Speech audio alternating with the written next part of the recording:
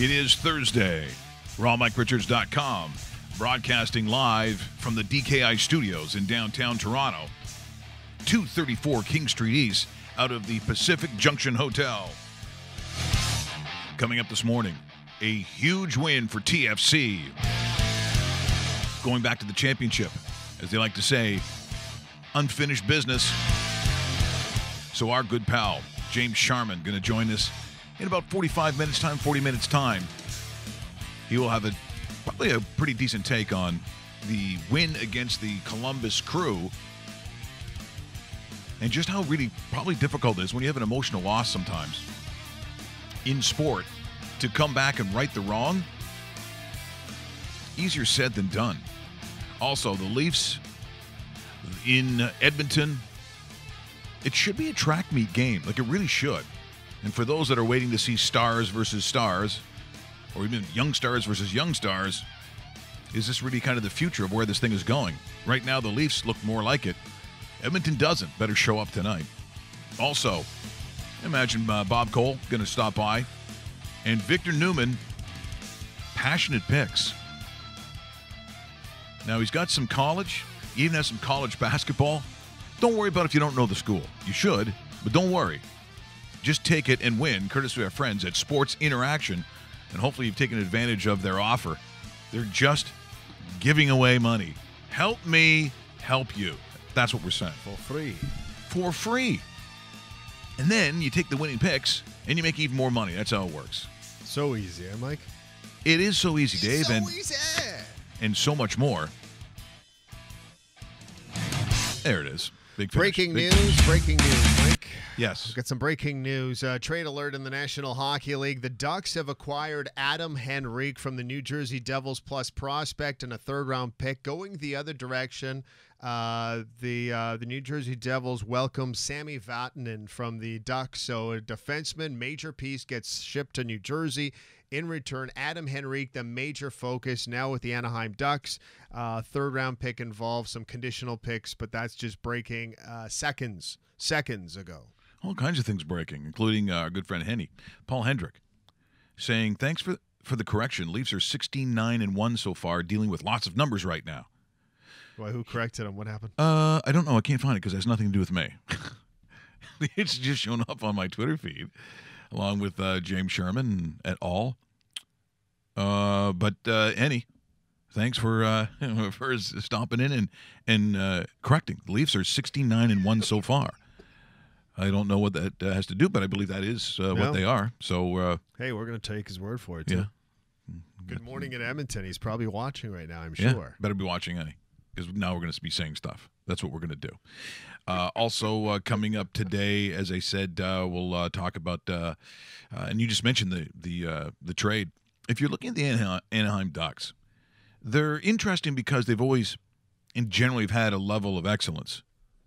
But in the last couple of years, you could argue about the consistency of it all. So in a trade like this, what do you take away from that? What does it solve? Because I always take a look. People say about winners and losers, and I guess if you want to look at it that way. But generally I look at for the teams that are picking up the players that are mentioned, it's tough to just out and out win a trade. Yeah. I mean, the GMs are pretty smart, and usually you have to overpay these days, Dave, to get somebody. So if that indeed is a win for your organization, I guess you can look at it that way. But for Henrique going that way, does that solve some problems? Well, for the most part, with the Ducks organization right now, that center ice position has been a little bit of an injury bug because you have Ryan Getzlaf off. He's not expected to be back until after the holiday season.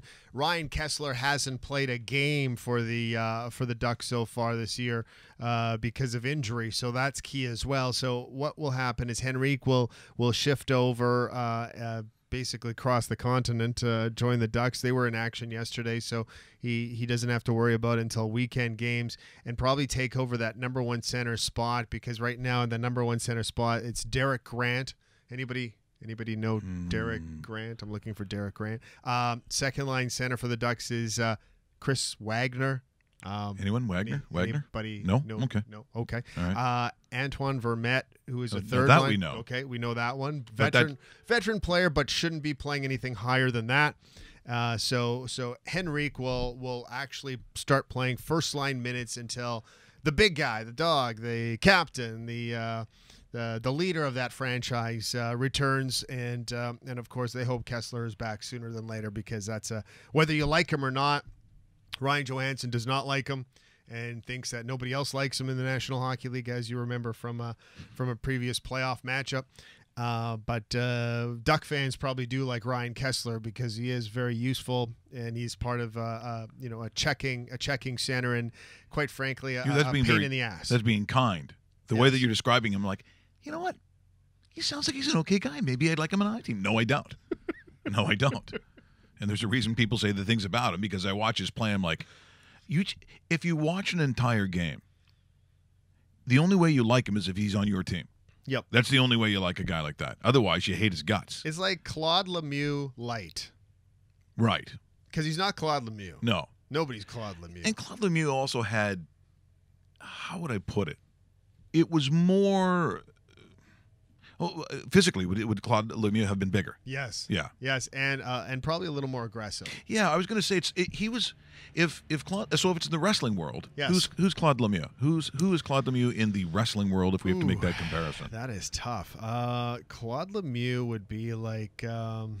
Okay, so in the past, there's always been a wrestler, and there's been many wrestlers that have used this MO, like the Assassin. Okay, you know, he'd wear a mask, he'd be a big dude. But a big dude. Big yes. dude. Yeah. He'd muscle people around. Where Ryan Kessler, if he was older, he'd probably be like Bobby the Brain Heenan, like a little bit of a weasel. Yeah, weasel. Yeah. Like the guy's like, oh, he's standing behind him now. He's got something in his hand. Yeah, and it's like, oh, look over there. And yeah, yeah. With the back of Weaselly. a chair. Yeah, it's very weaselly. Yeah. Nothing in front of you. No. But as soon as you look over there, I'll get you. Yeah. That would be the difference between the two, I think. Is that a Bobby the Brain scene? Is he Bobby the Brain? That was his nickname. Yeah, he called himself Bobby the Brain, but Gorilla Monsoon, who was a world famous play-by-play guy and a former wrestler, used to call him the Weasel.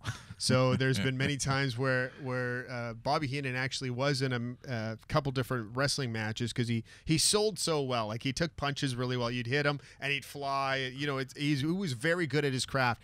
In one of his matches, I remember as a kid, if he lost the match, he'd be stuffed in a weasel suit.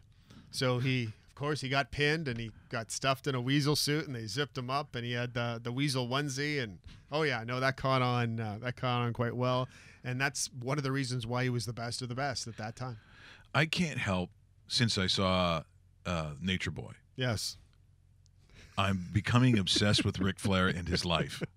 Now, that's not good. And this is at the end of it, too. And it's not good, because I'm going back and I'm looking and I'm seeing the white hair and I'm seeing what he says, and just, those clips of him on Sally Jesse Raphael, which are just so weird. If you go to YouTube and type in Ric Flair promos, I swear to you, you'll start watching, and all of a sudden you'll look up at the clock and you've just burned an hour. Okay, so who do you get more lost in? Do you get more lost in a Ric Flair or an Ultimate Warrior fest? Ric Flair. Still Ric Flair, right? Still Ric Flair. Ric Flair, there isn't a wrestler alive or dead better than Ric Flair at what he did. You know, we got to get also, speaking of weasels, Mark Cicchino. We should get, that's a good example of a weasel. That's exactly it. He would be like the young Bobby Heenan, but he's not as smart. Okay, well, we got to get. He's like a stupid weasel. Okay, well, this is really not how you entice someone to come on your show, but because everyone's losing their minds over Tiger Woods. I can say this about him because he's our longtime friend. But we said in studio, because now his little travels or whatever, I think they've subsided in his weird Kramer like existence, where I don't think he really has a job, but all of a sudden he's in all these amazing places doing all this stuff. And so we got to get him in too. But I just find it interesting that all of a sudden it seems like this this newfound gold, that all of a sudden we figure that Tiger Woods, because of the back operation, he says that he's back, he feels good. Well, that's fine. But that doesn't necessarily mean all of a sudden the clock is turned back, and all of a sudden I expect him to go out and start winning tournaments. Like, that's I don't see just necessarily. And I know him and Bob Weeks, our good friend. They've been asked to appear in the last couple of weeks on all these different radio stations doing all these hits. But the reality is, for Tiger Woods just to be, I don't know, just to make the cut. Do you care about it? Because I'm. It's not that I don't believe in the hype around Tiger Woods. Trust me. the fact that I'm talking about it today surprises me. One of the greatest golfers of all time, but right now it's I don't know if this guy could win the Timmins Ontario Open. But if Tiger's in there, we're talking Tiger. Sure we are. I mean, I guess it's because of the resume, what we've seen as one of the more dominant athletes on the planet. I would put it that way. Certainly at one point, there's a reason why guys were even wearing, the TW hats and just everything that went into it. This is a TW. Well, there you go. Pullover. Yeah. It's so you're one of those people then. Well, let's just say that this never gets worn on the weekend. Because, he's never there. Yeah, you're more there on a Sunday than he is. So I guess the Hero World Challenge. I mean, I guess you call it what you call it. Yeah. Is that named after Russell? Hero World His brother, Challenge. actually. His who's, brother, okay. in Sweden. Okay. A little bit of a hero? This is what I understand. Okay. Well, just verifying, that's all. Although he's the only guy I know that has got a job as a young guy and goes over to Sweden, young guy in Sweden, and he takes his fiancée. Is that correct? Girlfriend. Not even fiancée, a girlfriend. Wow. Like, what are you doing? What a mistake. What is up with that family? I don't know, man. That is not good. His father should be like throwing stuff around. Yeah. Like kicking stuff. He could not be nicknamed the Brain. I don't know if he's a weasel. No, definitely he's not. probably No, not a weasel, no. but he couldn't call himself the Brain. Like, what's his first name again, Russell? Alex. So he couldn't go Alex the Brain. He could not call himself that. We'll think of something by the end of the show. Yeah, we'll think of something. If you're interested in Tiger, boy, I'd like to hear about it, but I just really don't see.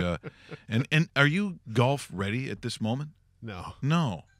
I'm not golf ready. To tell you the honest truth, I hate the wraparound schedule. I think it's garbage. I've been in golf pools in the past, and because of the wraparound schedule, I've eliminated myself from golf pools because I don't care about November, December. I quite frankly, I don't care about October golf either. My golf calendar, in my brain, I start to get more into it. Is when they're in Hawaii in January. Yeah, that's most people. So that what is that? The World? I don't know. They've changed it so many times. I don't know. Yeah. Was it Sony or whatever it was at one point? I think you're right about the Sony part of it. Yeah. But and some people will sit there and say, no, mine is more the Masters weekend because it starts to. That's the popular casual guy would say. Yeah, that. I mean, that I don't. I love it. I love it. But mine is in Hawaii. I'll start to click more over because you're competing at that time with the NFL postseason. You're competing with the midway point of the National Hockey League season. And you know what? Baseball is getting close to, pitchers and catchers reporting in about, 6 weeks from that time.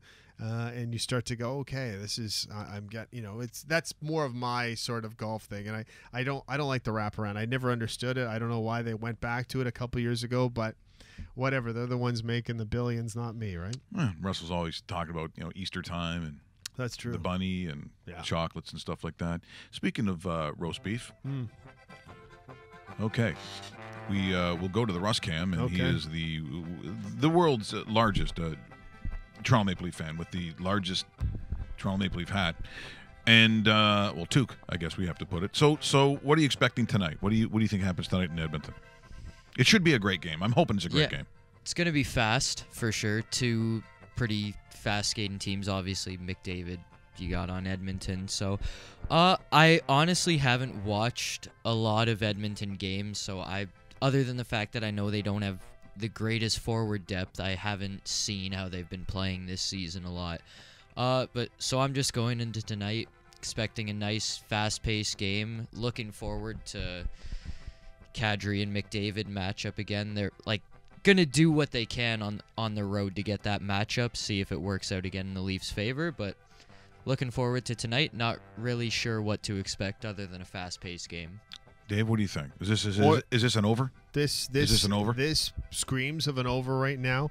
The Oilers are actually trending in the right direction, winners of 2 straight. The funny thing is, and there's going to be a market correction soon on a lot of these teams, and when you look at the Oilers and you see 26th overall in goal average, that is not very good. No. You sit there and you go, how the hell could that roster be 20th? And how the hell could that roster be 20th on the power play? With what 5 they could put up on a power play when they actually own that part of the 2 minutes and the 26th in the NHL. That makes no sense. I see a correction here. I see the Oilers winning tonight. I think the Maple Leafs would be really happy to take 2 of 3. They won in Calgary. They'll probably win in Vancouver on Saturday night. But this might be the downfall. If the Leafs win tonight, then there's no reason why they can't take 3 in Western Canada, which would be check marks all the way and basically a 1,000% successful road trip. But I just don't see it tonight. Well, it'd be great. Who's calling the game tonight? Tonight, well, I'm not 100% sure who is, but who I want calling the game tonight would be arguably my favorite broadcaster of all time, Mr. Bob Cole. And maybe we should talk to him right now. Oh, baby, you can talk to me right here. So excited about the Leafs. And guess what? I'll tell you something. Young Dave, you know who wants to win? Both teams? No, the Leafs. Oh, the Leafs. Well, both want to win. Okay. You got that young kid out there for Toronto. And he's saying, we can do it. We can win. Austin Matthews. And then on the other side, you've got players. The tall kid, he likes to fly. He can get it done. He's at it again. Connor McDavid. And he's saying, we want to win, too. It's our home ice, and let's get it done. Are any of the goalies wanting to stop the occasional puck? Oh, they do. Okay. Oh, that kid from Denmark. Yes. He's saying, oh, you just try it, mister, but I'm going to make that save. Frederick Anderson. And then at the other end, there's the goalie. He might be wearing blue and white with a hint of gold. Cam Talbot. And some orange as well, and he's saying, oh, you just try that at this end, because I'm ready for you too, mister. That's a pretty good breakdown. And I'm going to make some saves. They'll both be making some saves. Why are the Maple Leafs so popular in Western Canada, Bob? Well, it goes back to some of the kids who actually played there. Wendell Clark. Clark was there. He was a kid from the prairies, and you had that other guy, too. He was from out there. He was. And he wanted to win, too. Yes, he was. Well, it's always good talking to you, Bob. We don't hear from you enough. Can you start coming on the show a little more We often? can come on. Bob Cole, Chicks I Like. I know people want to play that, and I can. Yes. Well, I can do that. Well, I certainly can. Radio's hottest game show with radio's hottest host, Bob It is. Cole. So tonight, it's the Leafs, it's the Oilers, and everything will be going on. You watch, and they both want to win. Bob Cole, and our wish is he's calling in the game tonight between the Oilers and the Toronto Maple Leafs. That's a late start, so you're going to have to stay up for this one. And, of course, always on Sportsnet. No one breaks down a game like Bob. And people get mad sometimes, too. I thought it was really It's good. like, what are we getting mad for? By the way, seemingly, and I don't know if you're finding this, how many people have talked about the Raptors beating Charlotte? Nobody. What is going on? What is happening in the Raptor world? Because guess what? The season has started, and I'm getting this. There's a phone call coming into Skype. What? Is there really? How's that work? Are you going to take it? Well, where do I find see that? what it is. All of a sudden, it stopped. Ah! I don't know that trust me, we No, never get that. We never get that. This is Chantel. The little kid with the hat. He owes me $50 for last night. He said he wanted everything. Around the world, the Upside Down, a little bit of the Knob Gobbler Ranch. We did everything. Where's the money? Settle down, Chantel. I recognize that other kid with the hat, too. No, you don't. No, you don't. No, you don't. We're not. What are we calling Fillmore's again? No, we're not doing that. Yeah, the Raptors thing is just kind of weird, Dave. And like apparently the ratings right now aren't that great, and I just kind of wonder, why that is. Like why, is it because? And I've always said the same thing. We just mentioned Tiger Woods. It's because this city has Argo fever. That's why. Well, I think sometimes, of course, but I'm saying just overall in the NBA, is it because, the storylines that people want to hear generally about the Cleveland Cavaliers, and of course they've woken up in their last 10 as they're 9-1. They've won like 9 in a row. We knew that was going to happen. People was like, oh, they're terrible now. We did. LeBron James is awful. No, he's not. The Boston Celtics are a good story. I mean, obviously between the trade, Hayward's injury, there's a lot of storylines between Cleveland and Boston. I don't know if people necessarily were paying attention to how good Detroit's going to be for the complete opposite reasons that they were good back in their heyday. Nobody. This has nothing to do actually with defense. It has everything to do with the young players and offense. They're trying to get the Pistons to play defense, which is a weird sentence depending on your age group going, what are you talking about? The defense is what the Pistons do. They did. That's a long time ago, by the way. So they're actually fun to watch. This actually works. For the Raptors, they sit there we're going to have James Sherman on probably in about, a half an hour or 15, actually in about 15 minutes time. About 20 minutes, yep. And they would say mid-table, there's the Raptors, 13-7, 7-3. They've won their last two, and yet I don't hear a lot of talk. The talk, I guess, if we're being honest, TFC, Bingo, who has been in the last 2 years the dream come true for all the Red fans who have been waiting after a lot of heartbreak. And I don't think there was a bigger heartbreak than the championship game last year. How people, I don't believe they had a shot on target. I don't think during regulation time. Nope. And then it goes over and really penalty kicks to decide. Is that BS? That is just a nightmare. I don't think that this team is going to allow that. And you had your stars coming back for the Reds last night. And for Altidore, when you watch this goal, this is what they call of quality. When you see world class, that's what this was. There was a time, I suppose, where MLS Dave was sort of, there was a little bit of eye rolling. Those that came over here from Europe might have been in the twilight of their career, probably past their prime, but just enough where, David Beckham, for instance, would draw people. And now they're getting some legit players, including, obviously, Giovinco, who might be considered by some maybe the best player that's ever been in MLS. But this setup from the atomic ant to the other guy who, by the way, was hobbling last night. Josie Altidore is having some severe problems.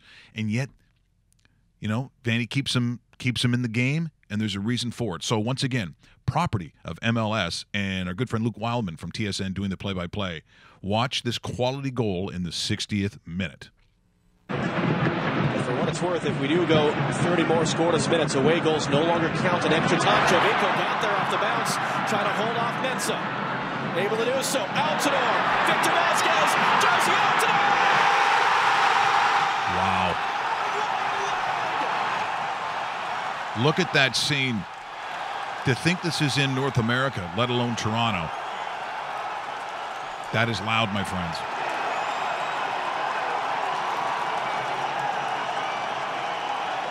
The Red fans losing their minds, and rightfully so. That was a beautiful setup. This is actually Fox Sports 1. On the field and give him every chance. He wins the first one. He occupies Williams, which draws Giovinco. Both defenders get that one wrong, but look at this little pass around the corner. The 1-2 in the tight space. Vasquez plays it right into his path. Absolute quality. And here's something else, too, that is very, very evident from Fox Sports 1. You really need someone with some sort of accent calling that goal. Don't you think it loses something? It makes a difference, doesn't it? It's almost like credibility as soon as you tweak the accent. Because of the two defender dudes who didn't quite cover the ground in space. Fox Sports California. Yeah, exactly. Then all of a sudden you had like that little short guy from the Italian guy give it to the black guy, and then all of a sudden, boom, bang, boom, right in there, beating the guy in the green jersey, which, by the way, is so weird because the other guys are like in yellow. So, hey, dude, check your closet, bro. Broheim. No, you got to have it. Luke Wildman does a better job. And, of course, last night, our good friend James Sherman was doing it for Rogers Sportsnet. He was on the radio side of things for Sportsnet 590, The Fan. So, and we'll be talking to him in about 15 minutes time. Well, there's some pictures on Twitter once again. I do like your Fox Sports California play-by-play better, though. Totally. That might be something we should keep for the finals coming up on December the 9th. So they await the winner of Seattle. Could be Seattle again coming here, or Houston. Do you care, roast beef, one way or the other? Do you care one way or the other? Or do you think it doesn't matter who comes in, they're going to win? The Sounders or the Dynamo? Which one do you want to see? I would really love a rematch against Seattle. Yep. To win. Seattle's up 2-0 on aggregate against Houston right now. I'm not sure when their game is. When their second Thursday. leg. Thursday. Today. Yeah. Okay. Yeah. So Seattle's up 2-0 on aggregate. I'd really like a rematch and get some payback. It's going to be back at BMO again for the second straight year, and I'm looking forward to it. I'm not going to miss that game. Okay, the only thing that's weird about MLS and the teams that borrow names that were established in Europe. Mm-hmm. Houston Dynamo, No, they call him Dynamo. Yeah. Dynamo? Yeah. That is bullshit. Come over, everyone knows. Moscow Dynamo is the hockey team for Russia. It is. Dynamo, Real. Okay, Real Salt Lake to me is funny. Yeah. Like seriously, that whole Spain Mormon thing, coming together. What is? And then there's something city. I don't know. I guess you can't. The Sounders. That makes sense because that's what you have in that area. The Sounds come in and blah blah blah. Puget Sound, like that. Sounders, I get that. Chicago. Weird that they would pick. It's fire, correct? Like the thing that almost incinerated and killed the whole city. I don't think in Japan, probably it's not going to be, the atomics. What is going on here? Hold on, I just got to turn this off. Sorry, people, not realizing that we're on the air. Ironically, how do I turn this thing off now? This is becoming completely annoying.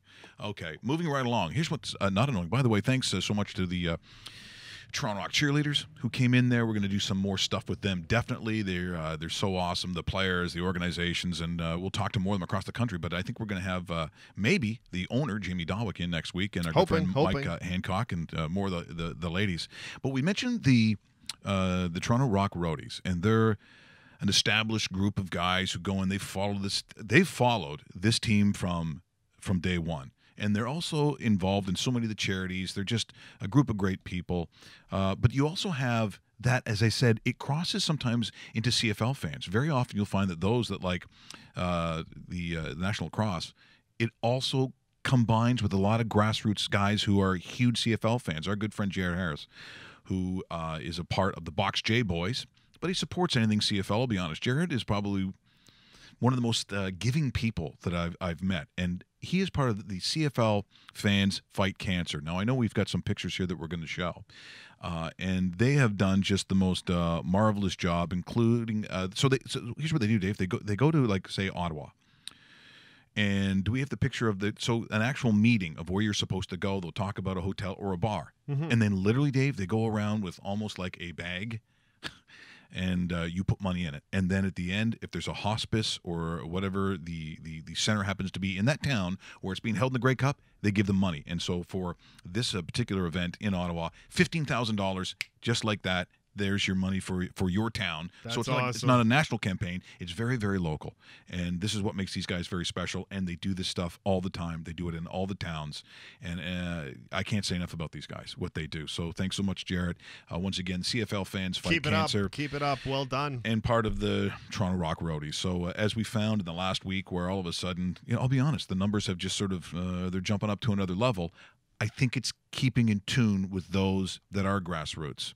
And I think it's very special. It's important to us, and they do so much good that we just wanted to talk about it. So that's the one thing that I think sometimes, Dave, when you talk about the enormity of certain leagues, whether it be Major League Baseball, the NBA, which exists in this city, the National Hockey League, I mean, they're big corporations. The ones that we just talked about aren't. And so sometimes those that are involved with it tend to have these huge hearts where they go out and do stuff. And that's why, I'll be honest, that's why we're CFL fans, because we're really a part of that. That's kind of how that works. Not that we don't love the other stuff, but we've stayed in tune with what that is, and hopefully we can bring that to you as we go along. You're watching rawmikeRichards.com on the dedicated YouTube channel. Thanks so much for everyone who has been subscribing. You're going to see right below me, if you click it on my little head, right above the DKI, subscribe will come up. Just click on that. It helps us, and therefore you don't miss any of the promos that you've seen over the last day, which have been very, very popular. And although someone was mad about I think two people were mad about Peyton Manning yesterday, and someone was complaining about the Pinball Clemens bit. You mean the Pinball Clemens I've known for 30 years? That one, the one that comes on the show? Correct. The one that I have his cell number, and sometimes we work together on charity events. I think he's fine with it. I think I can be honest. Or Jerry Howarth or any of those other guys who've seen me do that. I'm pretty sure they're fine with that. Also this morning, what else do I have highlight-wise, or have I run out of stuff already? Okay, here's yesterday. Speaking of the Peyton Manning, we had Clark Judge on, and he did such an interesting take on the real Phillip Rivers. Not the one that we see on television, Dave, where sometimes there's this optics, I suppose, that he is immature, that he has a short fuse, that there are certain things about Phillip Rivers that aren't that great. Clark Judge came on and said, all wrong. It is the opposite. People don't understand who this guy is and the time he has for people. Eli Manning told that he's not going to start. In fact, not going to play. When you've started 210 consecutive games since 2004, the league, obviously they can't tell a team what to do or who to play. But as you said, Dave, and I feel the same way, it's just Bush League. Geno Smith isn't your future. It's not like Alex Smith is sitting down and you're putting in Patrick Mahomes. To a degree, I would get that. Maybe they're not in that place where they want to do it right now, but I would understand playing someone who's your future. Geno Smith is not the future for the Giants. No, never will be. And so for the hurt of a guy who has always been classy, Eli Manning, you never heard anything bad about him. This was really insulting, and it was very public. So I would understand probably property of the National Football League via our friends at ESPN. Here is a retort and a response from Phillip Rivers. Pretty honest stuff. I hadn't got to reach out yet. I honestly thought it was pathetic, really. A guy, he's been out there 210 straight games with no telling how many bumps and bruises and injuries for his team. Won 2 Super Bowls, MVPs. The respect he's had in the locker room over the years, really the respect he's gained throughout the league.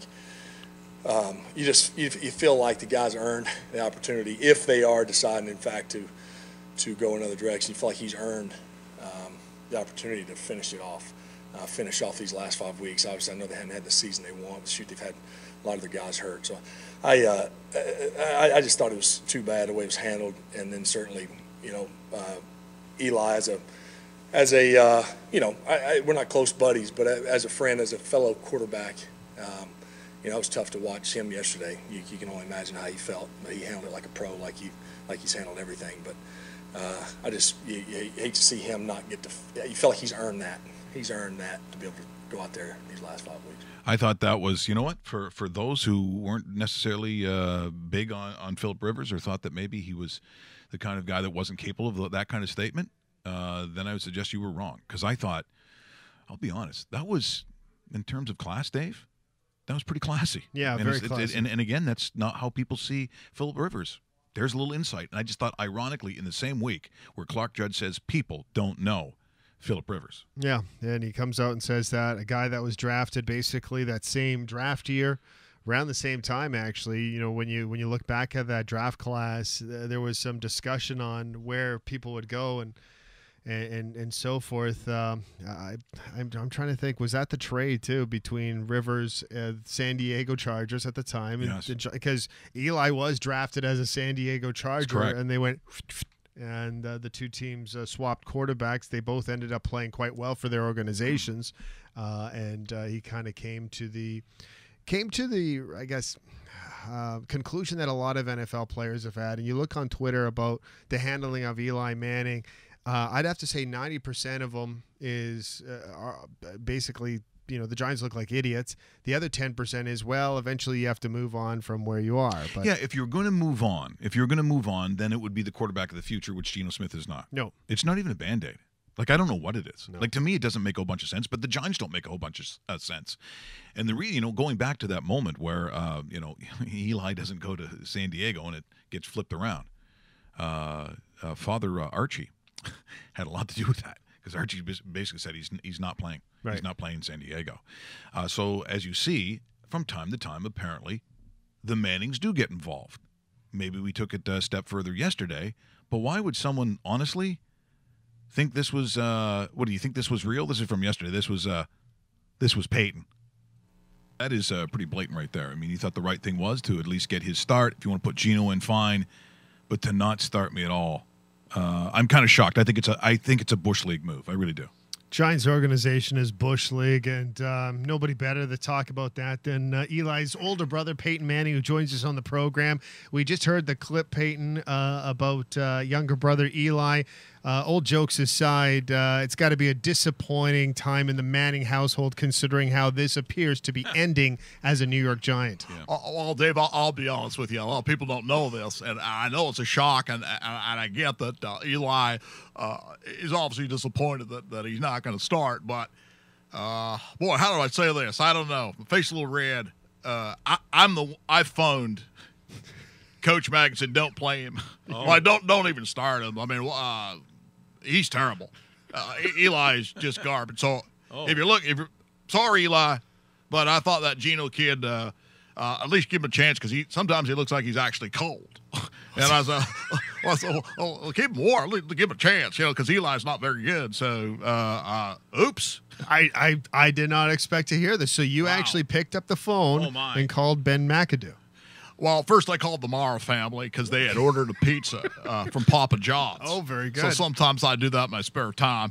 And then I said, "Hey, is that fat coach around?" And they said, "Yeah, hell, he is. The guy looks like Charlemagne." And I said, "Yeah, that one."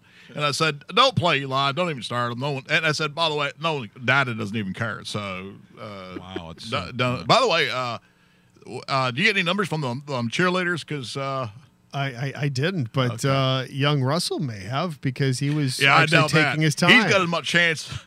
I'll tell you what. He's got as much chance getting a phone number from one of them girls as Eli does starting this Sunday. Thanks, Dave. Yeah. Well, see, that was yesterday, so you can imagine some of the outrage from people.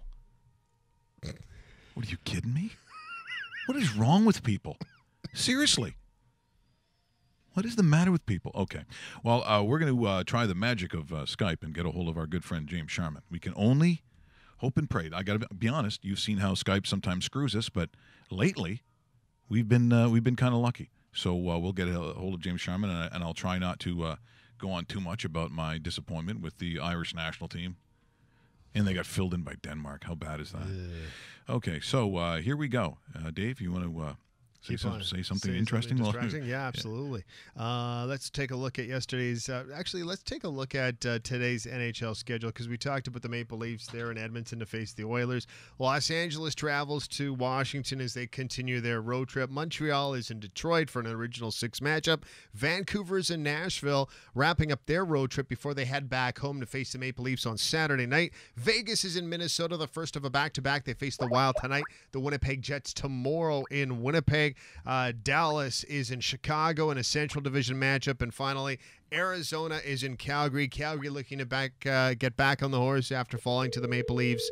They will battle the Coyotes. And hello. Oh, we're looking for the lovely James Sharman. By the way, this brought to you by Real Pies. Also found, is it Steve's Quality Meats? Is that the butcher? That's the one, yeah.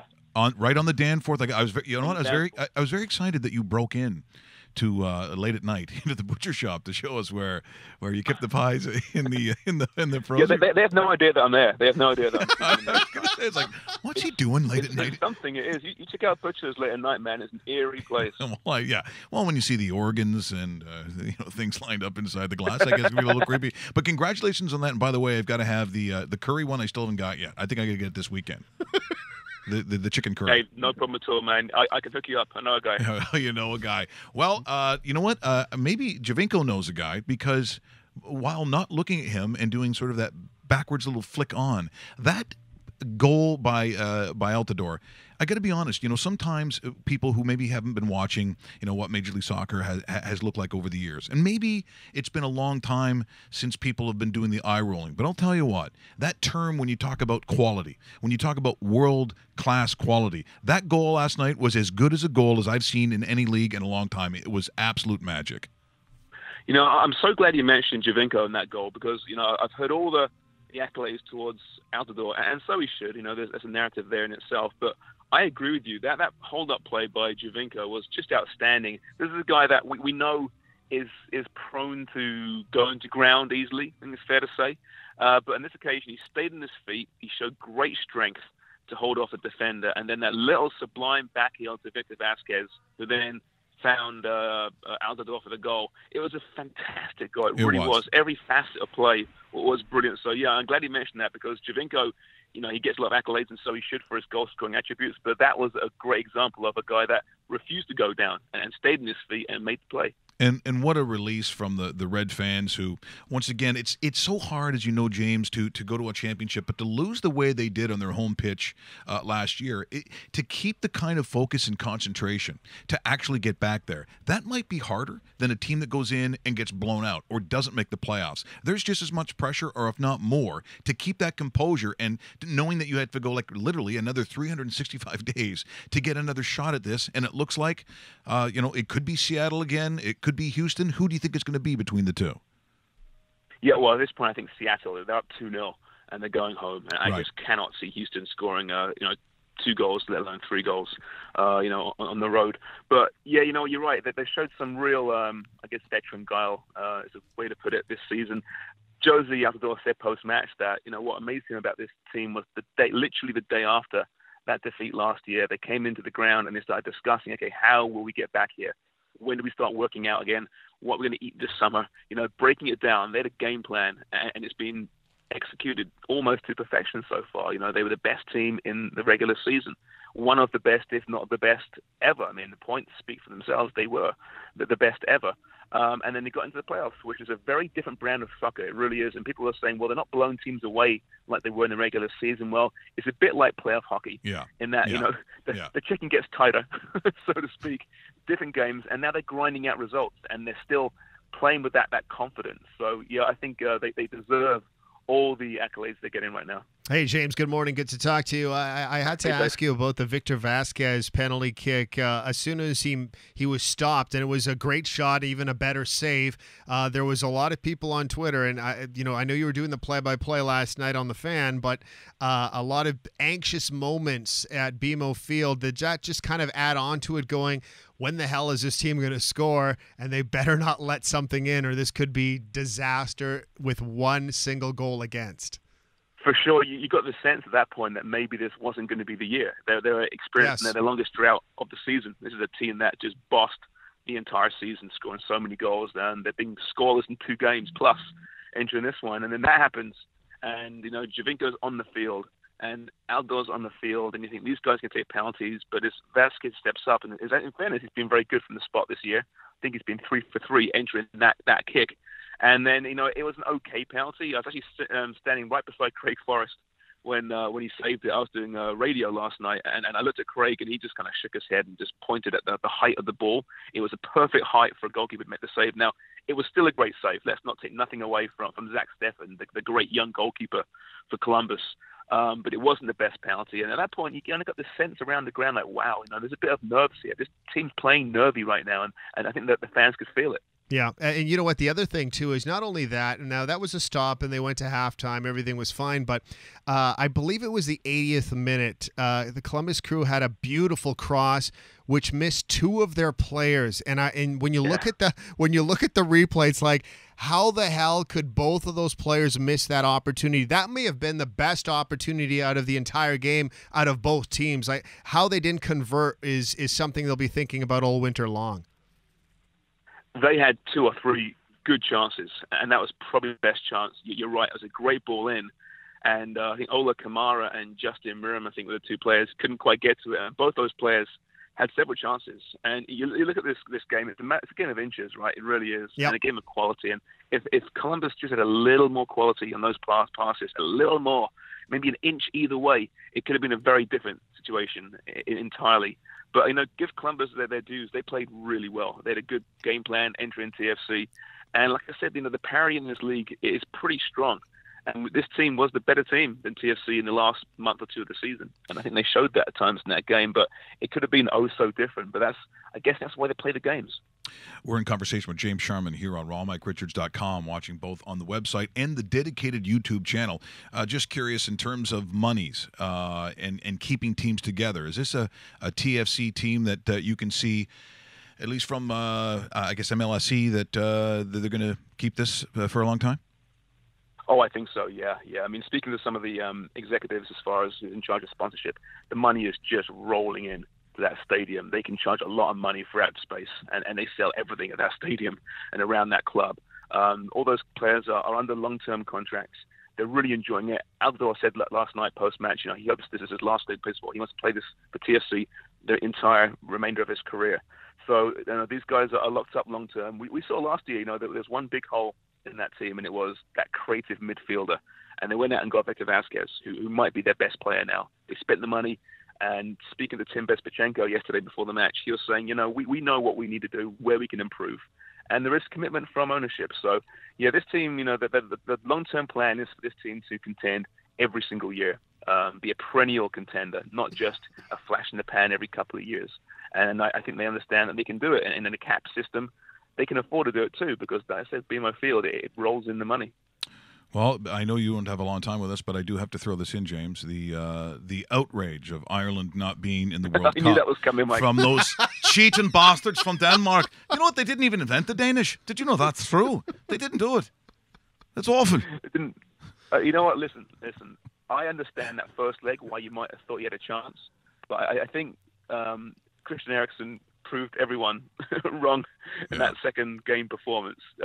I like the Irish, man. I'm with you. That they show great character, right, throughout qualifying. They always do, but they lack some serious quality, right? And looking at the kids coming through the Irish system right now, Mike, I hate to say it, pal, but there isn't much.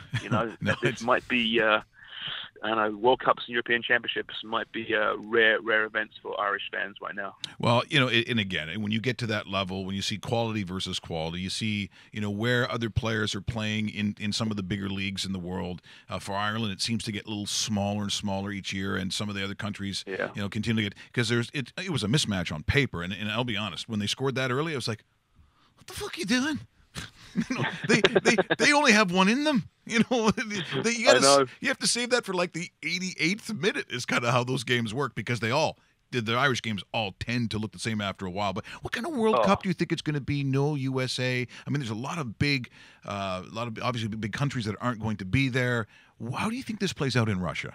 Yeah, I mean, no Italy, obviously, no Netherlands. That's huge, and that's a shame. And we'll talk about that in the build up to it. But once the tournament kicks off, the tournament transcends the individual nations. That being said, you know what? I hate to say it, right? Because I've always loved international football, but I don't expect a great tournament just because I don't think international football right now is great. I think it's so tactical, it's so pragmatic. It's let's not lose as opposed to let's try and win. Very defensive. Euro last year was abhorrent at times. It was terrible games. And I get a really bad feeling we could see the same next year in Russia. I hope I'm wrong. These things do change. Cycles change, and you see teams and national philosophies changing and becoming more attacking. But I've got a concern it might be very defensive once again. And let's hope the Germanys and the Brazils decide to go against that and attack it and provide some flash. Because, listen, I'll watch it, obviously. I'll watch it closely. I watch every game. But am I confident I'll be wowed by the brilliance of it? No, sorry. Yeah, I'm with you. Hey, James, thanks so much for joining us this morning. Always great to have you on, my friend. Thanks, buddy. Hopefully we'll see you again real soon. Loved it. Enjoyed it. Speak soon.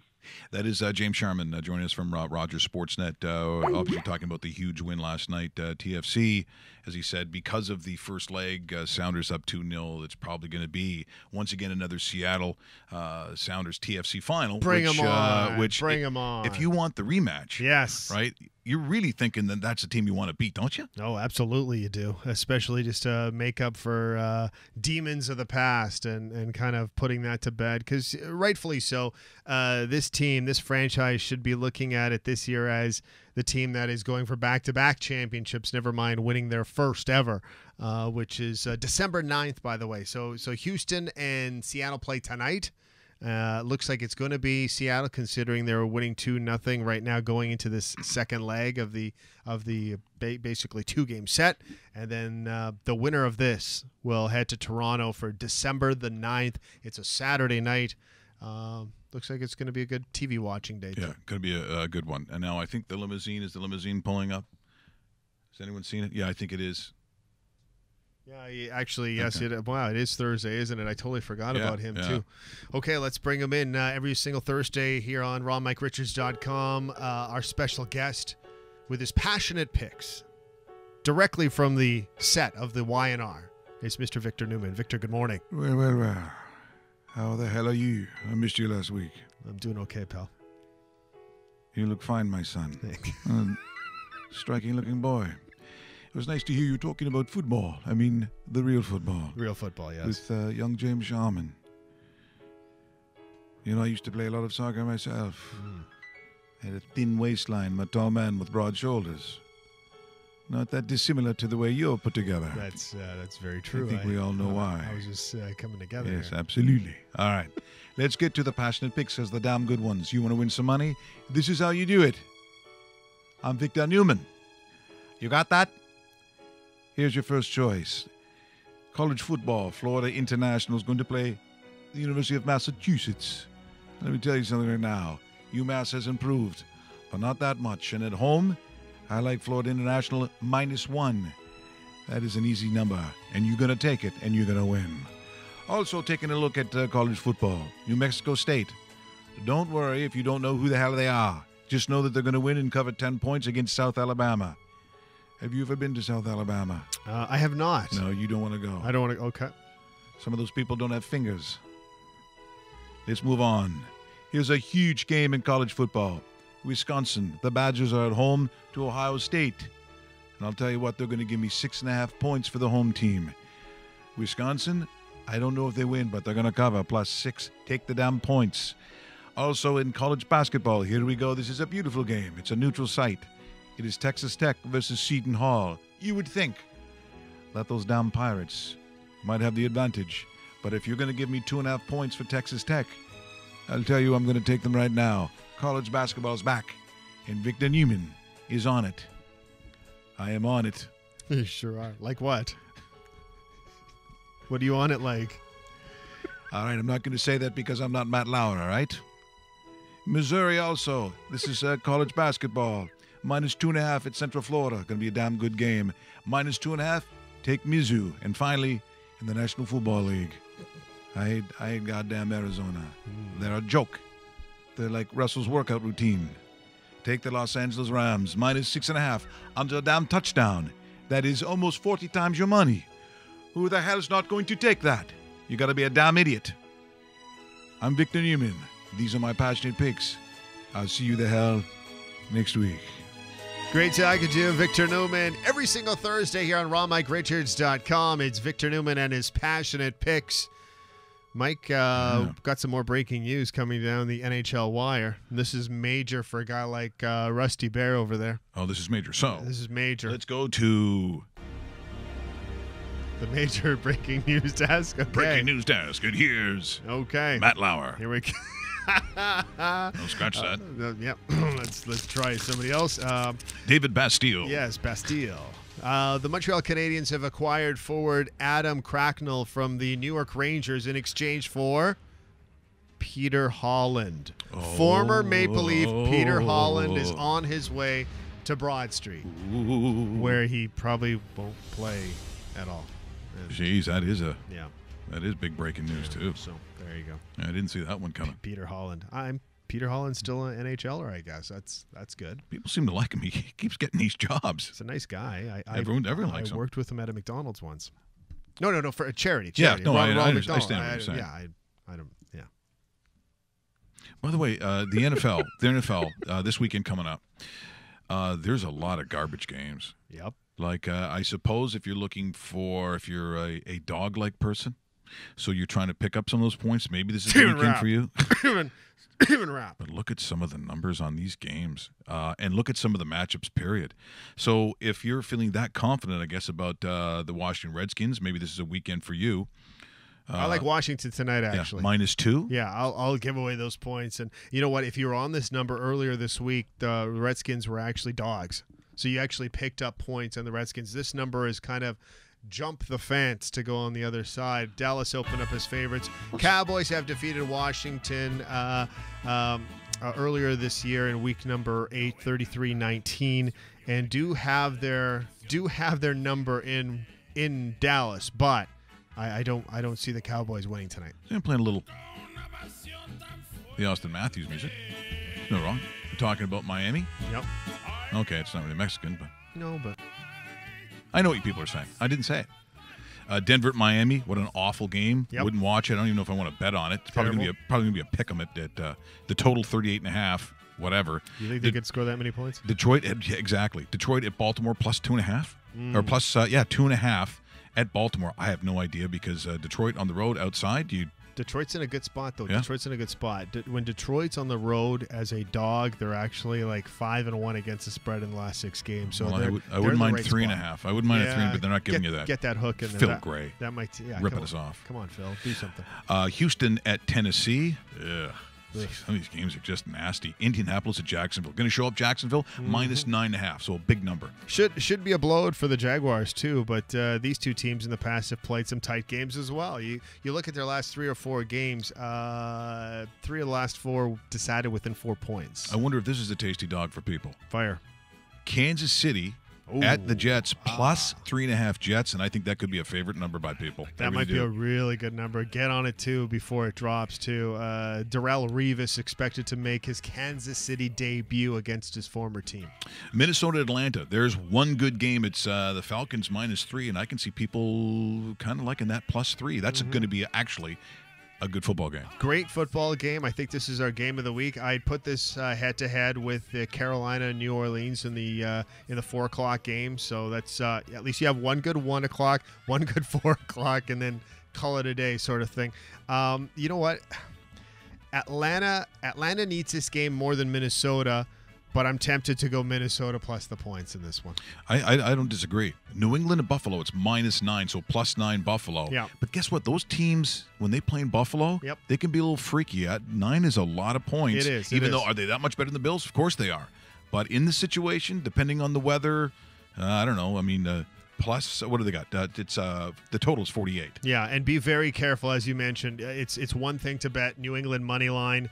It's another thing to give away 9 points and think that you're going to get that, no problem. Buffalo seems to have turned a corner last week when they played Kansas City quite well and covered a larger number. You've got, I'll whip through some of these. San Francisco, Chicago, minus 3. Bears. Yeah. You'd think they'd cover it. Jimmy Garoppolo starts for Yeah. the 49ers in that one, so beware of that. I think that's why the number's so weird. In fact, the money line and the over-under, the total, are closed. So is the same thing. Tampa Bay, Green Bay, the Battle of the Bays. I couldn't even bother watching that game. Cleveland at the Chargers, that was one of Victor's game. I don't see any reason why the Chargers don't blow out a team that barely should be in the NFL. Josh Gordon debuts for the Browns. Yep, that is true. Here's a good one, though. We finally got a good game. Carolina and New Orleans. It is minus 4.5 Saints. Yeah, I know. And it's because it's over that field goal mark, I'd sit there and go, oh, you know what? Why wouldn't you be tempted to pick the Panthers? But the Panthers have been so back and forth. And by the way, that over-under number, Mike, stands around 48, 49, somewhere in that range. The two teams in the last 5 games have combined for over 50 points. It almost seems like they go out there and they sneeze points. Yeah. So if you're looking at an over, that might be the best. But the Saints play defense now, and they run the ball more than they used to. So that's the only thing. And I realized that wasn't the Chargers game, even though I think Victor could have taken. He liked the Rams at Arizona. Yes, he took did. them minus 6.5, but the actual line is 7. The actual line is 7. Well, he got in there early. Yeah. That's what good businessmen do. As he usually does. Giants at Oakland, minus 9. Not interested. Yeah, I mean, Geno Smith. Yeah, no, who cares? Philadelphia at Seattle. That's a Sunday nighter, by the way. Minus 6. See, that's tough. That's a large number for a road team traveling across the continent against a team that's missing 3/4 of their defense, but play well at home. They are that much. 6 points? Yeah, generally you would take it. If that was the other way around, you could be looking at maybe even almost 10 points at home for Philadelphia. And they're really annoying, too, watching a Seattle game. Pittsburgh, Cincinnati. Cincinnati, you do what you got to do, but those two teams tend to play each other close. Of course they do. Yep. It is minus 6 on the road, Steelers. Let's hope that there is a good National Hockey League game on that night so you don't have to watch that. Yeah, I agree. Well, we got to do, let's see. I think it's, we're going to do this. What? What? Yeah. Did we just become best friends? Yep. You want to go do karate in the garage? Yep. Oh, yeah. It's time! I'd like to thank our good friend James Sherman, who joined us from Rogers Sportsnet here this morning talking about TFC and a quality win last night against the Columbus Crew. I mean, you got to figure Columbus was up against it. I thought that game would be 2-0, and if it wasn't for a missed penalty, Victor Vasquez, you would be getting it. It doesn't matter. They're going to the finals, and it looks like once again they will face the Sounders. Let's get ready to We appreciate that. Remember to subscribe to the website and to YouTube. Right there in front of you. Right there. Just subscribe. It's very easy to do. Appreciate all the help. And we will talk more numbers as we like to do because we don't have a lot of quality. Okay, that didn't even work. I never have an out thing. I never have.